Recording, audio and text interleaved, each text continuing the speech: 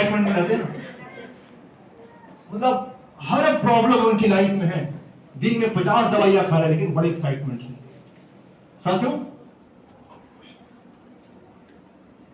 रामायण में बहुत जबरदस्त उल्लेख है। जब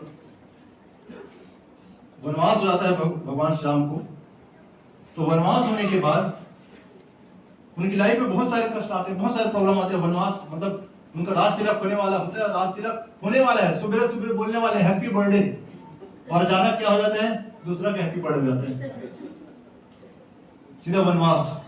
वनवास पहुंचते हैं, वनवास में भी ऐसा नहीं जैसे कि नंदनवन चले गए, बढ़िया मस्त एंजॉय कर रहे हैं, पिंजरे में शेर बाहर, हम वहां उल्टा रहता है, हर कदम पे खतरा, वहां कब कौन सा जानवर खा जाएगी। हजारों साल पहले, अभी तो सब जानवर ना शेर बिल्ली बन गए हैं, उस समय तो बिल्ली भी शेर था, इतना खतरनाक जंगल था। उस समय जा रहे थे, हर कदम पर खतरा, हर कदम पर खतरा, जान का खतरा, राक्षसों का खतरा, बड़ा दिक्कत चलते चलते एक समय आया जब सीता को हर के ले गए। अब सीता को हर के ले गए, उनको ये भी नहीं पता था कि सीता जिंदा है कि मर गई।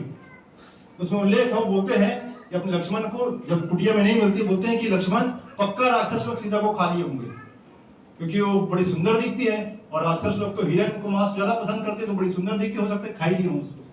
तो बहुत टेंशन में रहते हैं, बड़ी दिक्कत होती रहती है। फिर फाइनली पता लगता है जटायु के द्वारा कि नहीं, मारी नहीं गई है, रावण हर के ले गए।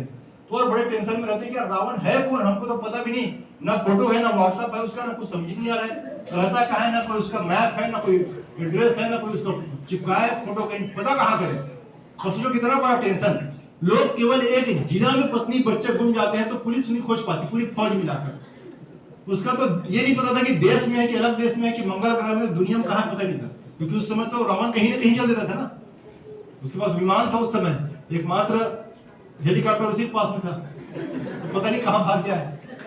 तो बहुत निराश हो जाते, बहुत टेंशन हो जाते हैं। फूल पत्ती पेड़ पौधे सबसे पूछते हैं, सागर वागर सबसे पूछते हैं कि गोदावरी माता बताओ, नहीं बताओगे तुम्हें सुखा दूंगा, इतना टेंशन में आए थे। सब साम दाम दंड सब लगा रहे थे, कोई नहीं बताते। वो बहुत निराश हो जाते हैं और बोलते हैं लक्ष्मण से कि लक्ष्मण अब बिना सीता के तो मेरा मर जाना ही ठीक है, क्योंकि जब जाऊंगा वापस अपने जगह में, तो वहां जब उनकी पिताजी जनक पूछेंगे कि मेरी बेटी कहाँ है, तो मैं क्या जवाब दूंगा। उनकी सास कौशल्या पूछेगी मेरी बहू कहाँ, तो मैं क्या जवाब दूंगा। तो मेरा तो मर जाना ही ठीक है। और बहुत निराश हो जाते हैं। लक्ष्मण को बोलते हैं कि एक काम करो लक्ष्मण, तुम वापस चले जाओ, अब तो मेरा तो 14 साल का वनवास था, अब तो मैं ऊपर जाने वाला हूँ, तो तुम क्या करोगे साथ मेरे को, तुम चले जाओ वापस, जाके वहां संभालो, वहां माता पिता की रक्षा करना। बहुत विकट कंडीशन। वो बोलते हैं कि मैं प्राण त्याग दूंगा। अब वहां पे लक्ष्मण साथ में है, और लक्ष्मण को पता है नहीं, इनको ना संभाला गया तो बड़ी दिक्कत हो जाएगी। तो लक्ष्मण वहां पर कुछ वाक्य बोलते हैं, और उस वाक्य से भगवान राम के अंदर फिर शक्ति आती है। वो वाक्य क्या है, जानना चाहते हैं?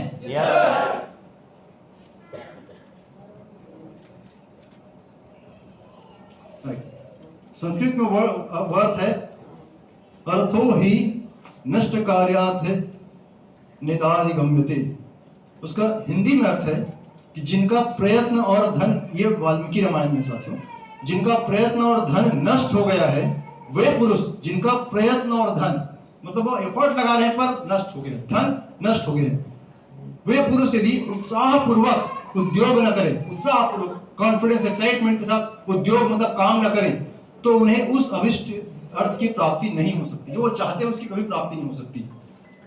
फिर है बहुत शानदार लाइन लिखा है, उत्साहो बलवनारि नास्तस्यु साहतम परम बलम शोत्साह ही लोकेशु न किंजदपि दुर्लभम। लिखते हैं कि लक्ष्मण भगवान बोलते हैं कि भैया उत्साह ही बलवान होता है। क्या बोलते हैं? उत्साह ही बलवान होता है, उत्साह से बढ़कर दूसरा कोई बल नहीं है, उत्साह से बढ़कर कोई दूसरा बल नहीं है, और उत्साही पुरुष के लिए संसार में कोई भी वस्तु दुर्लभ नहीं है। उत्साही पुरुष के लिए कोई भी वस्तु दुर्लभ नहीं है। उधर सर्वदा बोलना चाहते हैं कि रावण तो छोटा सा है भगवान, यदि आप उत्साहित होकर उन्हें खोजे पता करें हम, तो रावण तो किसी भी कोने में छुपा हो पता कर लेंगे हम, यदि हम उत्साह से काम करें। पूरा उन्होंने लाइन बोला कि उत्साह से हम काम करें तो कोई चीज दुर्लभ नहीं है, रावण क्या चीज है।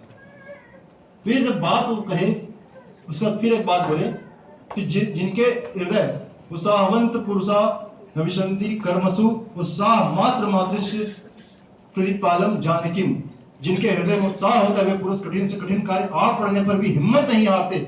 हम लोग केवल उत्साह का आश्रय लेकर ही जनक नंदिनी को प्राप्त कर लेंगे। क्या बोल रहे हो? हम उनके पास कुछ नहीं था ना कोई बताने वाला, ना कोई जानने वाला, कोई नहीं पता, और वो पूरा राक्षसों का पूरा गढ़ था, वहां ऋषि मुनि छुप के रहते थे, तो बड़ा बड़ा कठिन जगह था। लेकिन क्या बोलते हैं कि हम उत्साह का आश्रय लेकर ही जनक नंदिनी को प्राप्त कर लेंगे, मतलब अपना अभी लक्ष्य को प्राप्त कर लेंगे केवल उत्साह का सहारा लेकर। बताने का मतलब ये साथियों कि यदि आपको आता नहीं बिजनेस करना, आपके पास नॉलेज नहीं है, आपको लगता है कि मेरा सीनियर साथ दे रहा नहीं दे रहा, लेकिन आप एक्साइटमेंट से काम करो, उत्साह के साथ काम करो, तो डायमंड सिर्फ आपको इंतजार कर रहा है साथियों।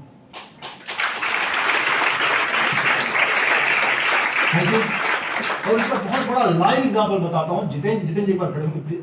जितेंद्र जी जब काम चालू किए थे बहुत शुरुआत में, होटल गिरिराज में प्रोग्राम हमारा होता था, जितेंद्र जी के पास कोई सीनियर नहीं थे, जितेंद्र जी की कोई टीम नहीं बनी थी। एक जैन के साथी थे, बघेल था नाम, अर्जुन बघेल, बस वही था, इनका दोस्त था। किसी तरीके से इन्होंने मार पकड़ के पीट के उसको ज्वाइन करा लिया था।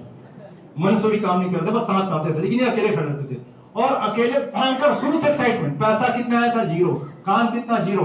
रिजल्ट कितना? जीरो। सीनियर कौन? जीरो। जूनियर कौन? जीरो। कोई नहीं था, बस अकेले थे। और इनके अंदर एक्साइटमेंट था कि अपने को डायमंड बनना है यार, लाइफ बदल सकती मेरी।